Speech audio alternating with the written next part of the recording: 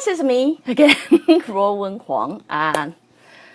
Sorry for the big interruption, so I'm going to start over again. What was I going to say? Have you guys realized I've done this for a year already?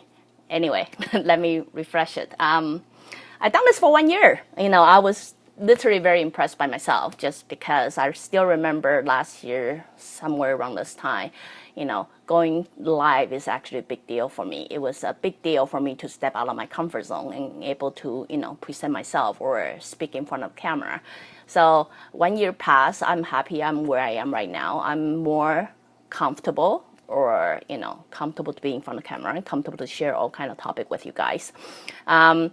I remember a couple months back, a friend asked me, how do I always have topic? How can I keep up to topic?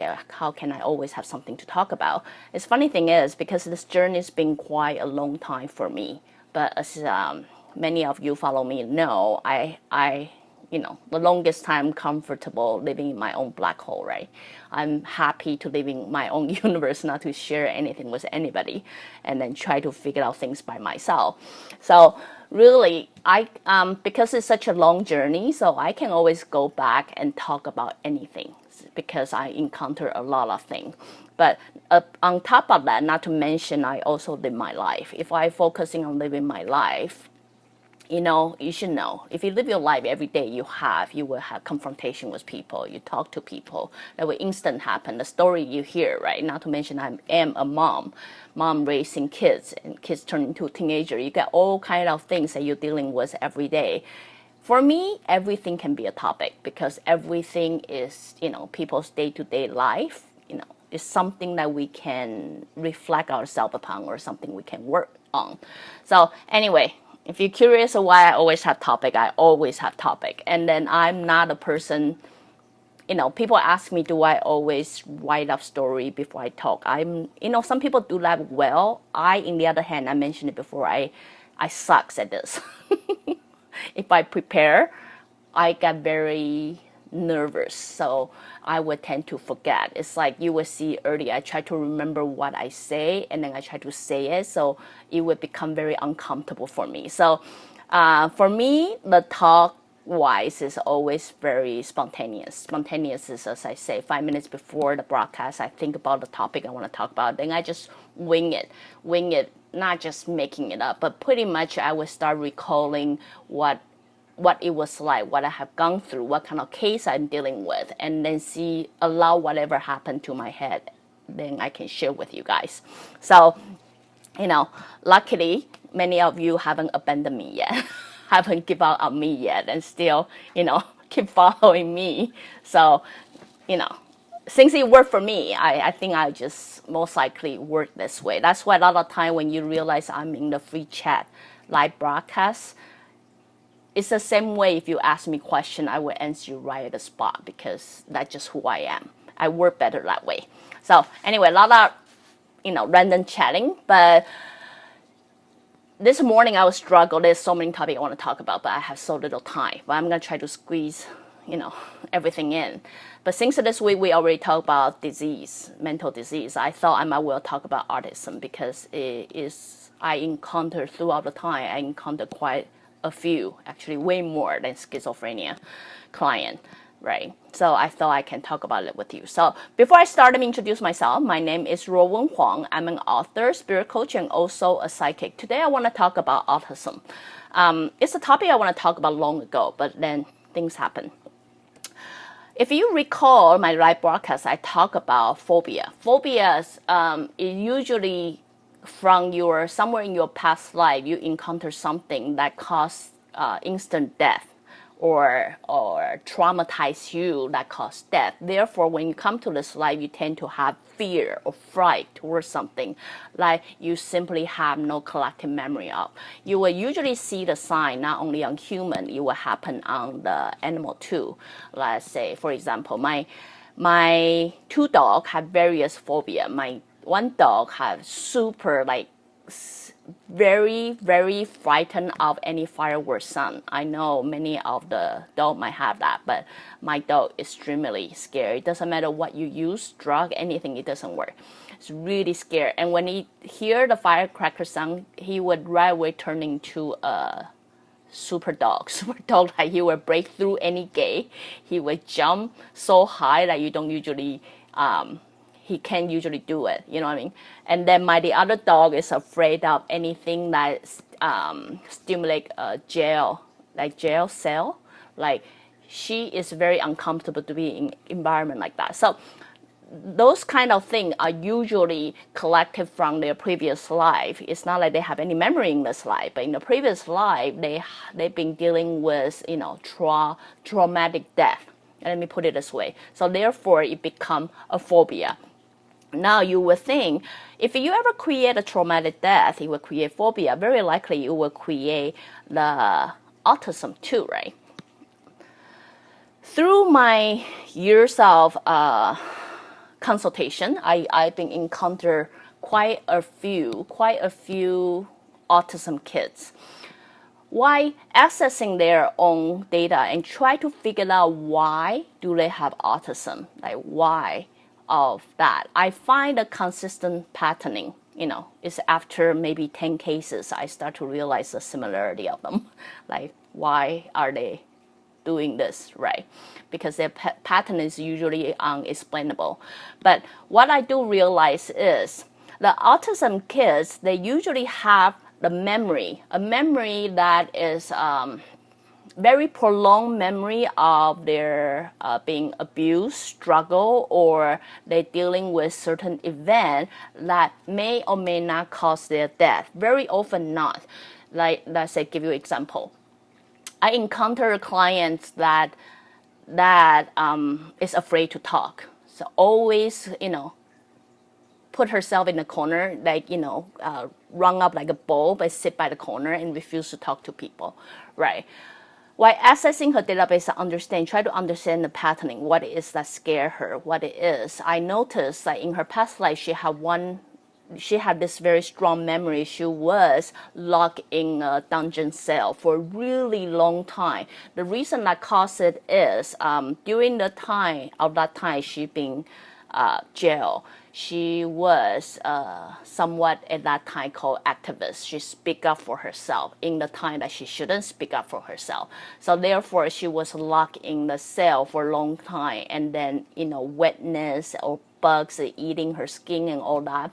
So what I was describing to the father and say she must have the humility, like, that really wet area. And then the dad said, yeah, she's really afraid of that. Or I say she must hate bugs, any bugs that possibly would show up in the dungeon cell, right? And then the dad would say, yeah, she's really scared of that. So you will continue seeing the patterning repeating themselves. What happened in that particular life, they were very scared. They were very, how you continue abusing someone for a long time, eventually it becomes their way of living. They just do not know it. So what happened is exactly what happened to most of those autism kids. So the other client that I was dealing with, what happened is, since he was young, able to move or things like that, the first thing he go into the house is he would check every closet, that he would check every cabinet door. He would open every drawer. It's like he's looking for something. So while asking what it is that he's looking for, he's not really sure what it is that he's looking for. But he got a habit. He had to go through the whole house, cabinet, and the drawer or any things before he can relax himself and sit down, right? So because there's no collection, the parent got no collection why he's doing this, and then why he's acting this way. Through accessing his database, I realized he was once a soldier in an army during the wartime. So during the wartime, obviously he was somehow very uncareful being tapped by the army or something. People, have a tap on him so can hear whatever he's doing or do things. So through one mistake, of his uncarefulness, he make the basically the whole all his team and friends got killed by the enemy. You know what I mean? So therefore, he is very paranoid. He become very paranoid about this life. He will continue checking. No one's listening to him. So while asking parent, I say, did you know what he's looking for? He said, no. I said, next time when he's doing that, can you ask, is he afraid someone is listening to him? Is he afraid he's being listened by somebody? You know what I mean? So it shows like he does. Like, anyway, what it comes back is he does. And then he's afraid of people is, tracking on him or figure out what he's doing. So he's a little bit paranoid on that time. So anyway, I'm just here giving you two examples. But what I do notice is those autism kids, if I ever access their past life memory or to figure out exactly why, because some of the autism kids I have, they are pretty young as 3-year-old, 4-year-old, but they're already demonstrating certain behavior that's beyond explanation. So while I'm accessing their database, I start to realize there are consistency of they being experiencing a period of time of life, like they being traumatized for some event or for a long period of time that may or may not cause their death. You know what I mean? So unlike phobia is almost guaranteed they always have caused the individual's death. In this case, autism kids may or may not deal with the death of their own. They may actually get more traumatized by witness other people's death or by experience a prolonged torture or by experience things. So, of course, you were asking me throughout the time, a lot of time where people will ask me how, so now I know what happened, like what happened to their past.